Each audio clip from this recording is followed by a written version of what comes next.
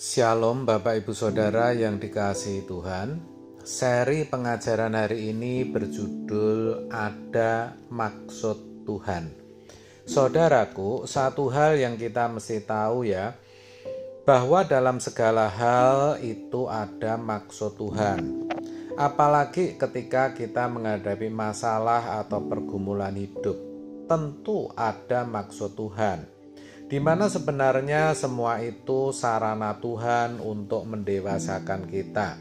Maka kita harus tetap bersyukur. Kalau dikatakan ajarlah kami menghitung hari-hari kami sedemikian hingga kami beroleh hati yang bijaksana, Mazmur 90 ayat 12. Kata menghitung dalam ayat itu bisa berarti menomeri, menandai. Berasal dari kata Ibrani manah yang artinya menandai, to weigh out, mengukur beratnya.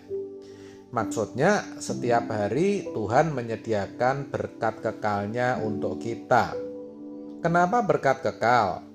Karena kita makhluk kekal, bukan makhluk sementara.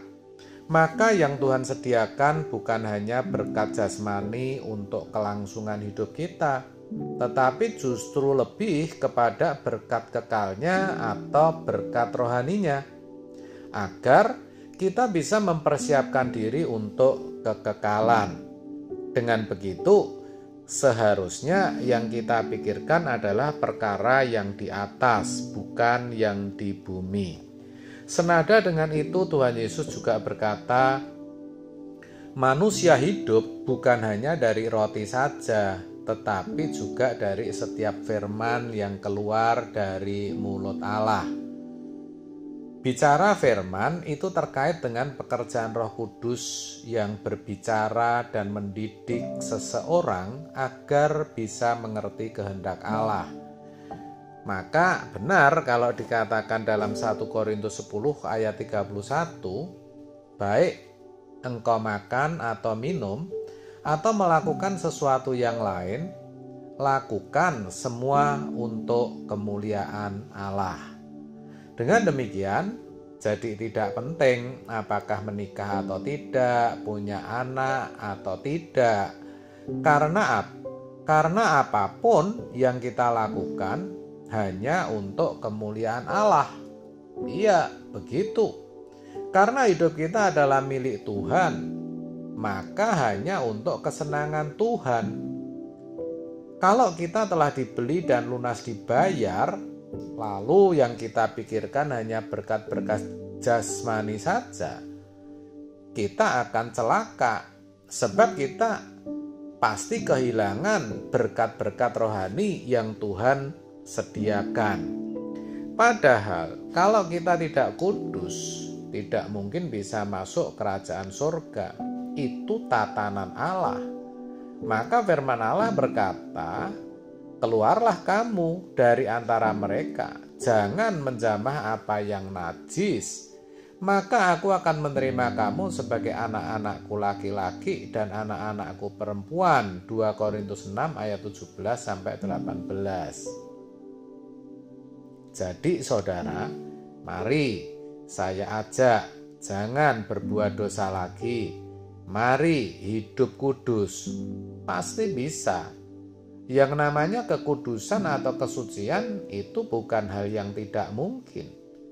Kalau kita mau berlatih setiap hari, kita pasti akan tahu bahwa kesucian itu bisa kita capai, bisa kita alami. Asal kita mau jaga mulut, mata, telinga, perilaku, dan pikiran, Tuhan akan mendidik kita kok melalui Roh Kudus.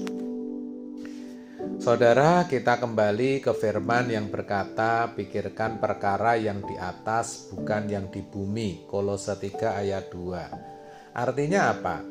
Artinya kita harus rela dibentuk. Maka ayat yang lain berkata, ajar aku menghitung hari-hari. Maksudnya ajar aku menandai, mengukur beratnya setiap hari. Ya, karena ada berkat kekal Ingat saudara, disingkatnya hidup kita yang 70 tahun, ada berkat kekal setiap harinya. Pertanyaannya, apakah kita setiap hari sudah mempersiapkan diri menerima berkat itu, yaitu dengan bangun pagi dan bertemu Tuhan?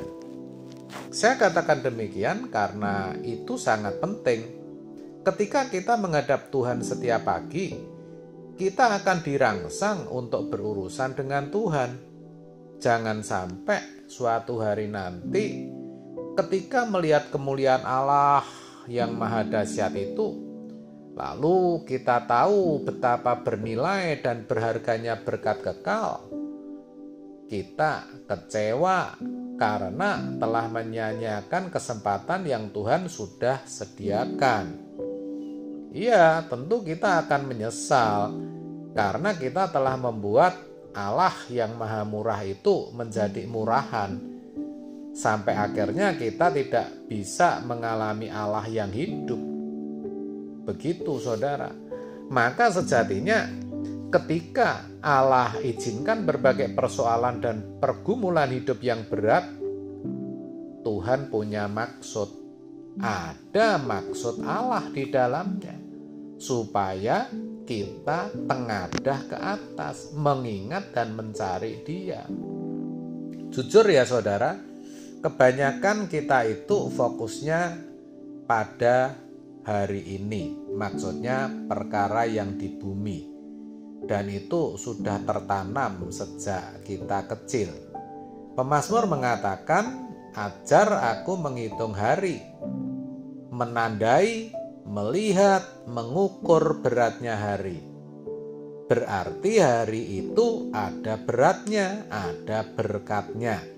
Nah, ini terkait dengan apa yang dikatakan di dalam ayat itu, bahwa hidup manusia hanya 70 tahun, berlalunya buru-buru.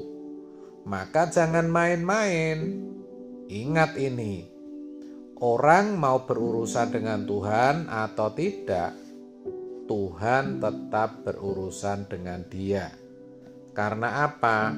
Karena Allah mempersiapkan kekekalan kita. Maka saudara, potensi yang kita miliki harus kita maksimalkan. Kita kerja giat dan mencari nafkah dengan sebaik-baiknya. Tetapi ingat, itu bukan tujuan hidup kita. Kalaupun kita mencari nafkah secara jasmani, itu pun demi nafkah kekal kita. Kumpulkan harta di surga, begitulah firman berkata.